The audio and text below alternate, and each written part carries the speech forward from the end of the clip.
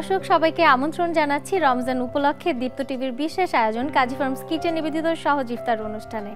আমি মরিয়ম হোসেন নূপুর প্রতিদিনের মতো আজও আপনাদের সামনে হাজির হয়ে গেছি খুব সহজ একটি ইফতার রেসিপি নিয়ে। আজ আমরা তৈরি করে দেখাবো মিল্ক কেকের রেসিপি। এই রেসিপিটি আমরা আজ করে দেখাবো কাজী ফার্মস কিচেনের প্লেন ভ্যানিলা কেক দিয়ে। কাজী ফার্মস কিচেনের অন্যান্য প্রোডাক্টগুলোর মতো কাজী ফার্মস কিচেনের প্লেন ভ্যানিলা কেকের উপাদানগুলোও কিন্তু একদম খুব উন্নত মানের কাঁচামাল দিয়ে তৈরি।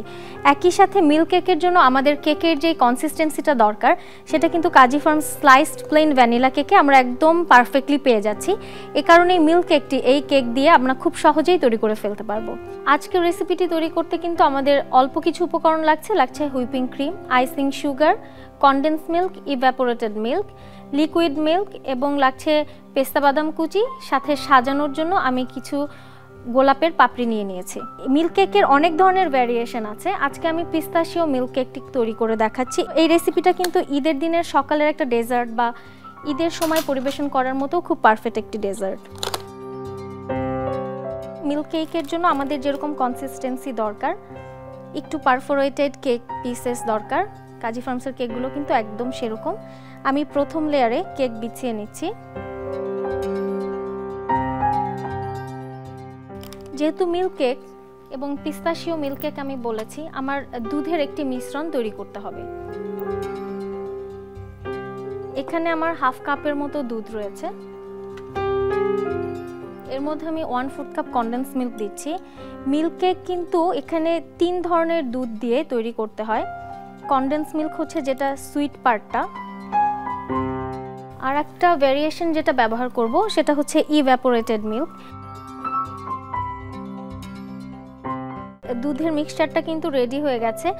দুধটা একটু হালকা গরম ছিল, আমি হালকা গরম করে নিয়েছি যাতে দুধটা খুব সুন্দর করে কেকের ভিতরে সোক করে যায়।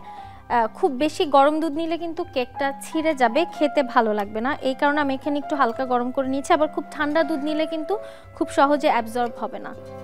এখন আমি দুধটা এখানে দিয়ে দিচ্ছি। এর উপরে আমি এখন একটু পেস্তা বাদাম কুচি দিয়ে দিব। পেস্তা বাদাম কুচির পরে এর উপরে আমি আরেক লেয়ার কেক দিয়ে দিচ্ছি।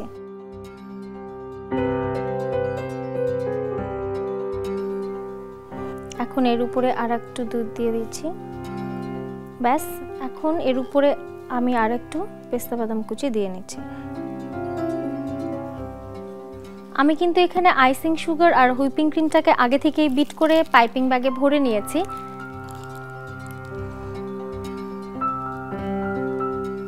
এটা ওভারনাইট যদি আপনারা সোক করে রাখতে পারেন তাহলে পরে কিন্তু টেস্টটা খুবই ভালো আসে। এখন এর উপরে আমি আর একটু পেস্তা বাদাম কুচি দিয়ে দিব এবং সেই সাথে খানিকটা গোলাপের পাপড়ি।